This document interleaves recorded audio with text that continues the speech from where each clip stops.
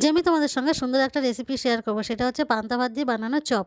তার জন্য কড়াইতে সাদা তেল গরম করে তার মধ্যে পেঁয়াজ কুচি, আদা কুচি, রসুন কুচি, কাঁচা লঙ্কা কুচি সব দিয়ে একটু ভাজা ভাজা করে নিয়ে নামিয়ে নিতে হবে। এবার পান্তা ভাতগুলোকে দেখো জল থেকে চেপে চেপে এগুলোকে তুলে রাখতে হবে। তুলে রেখে ভালো করে চটকে মেখে মেখে নিতে হবে। দেখো ভালো করে চটকে মেখে নেওয়ার পরে একটা আলু সেদ্ধ তার মধ্যে খুব ভালো করে মেখে নিয়ে এর মধ্যে গরম মশলা, জিরে গুঁড়ো, ধনে গুঁড়ো আর যে পেঁয়াজ, রসুন, আদা কুচিটা, যে কাঁচা লঙ্কা কুচিটা ভেজে রেখেছিলাম সেটা দিতে হবে। এর মধ্যে দিতে হবে লবণ, হলুদ আর একটু চিনি। এবার এর মধ্যে একটু বেসন দিয়ে বাইন্ডিং এর জন্য তো ভালো করে মিশিয়ে নিতে হবে। এবার হাতে একটু তেল নিয়ে এবার ছোট, ছোট চপের আকার করে দেখো আমি ছোট, ছোট চপের আকার করে নিচ্ছি।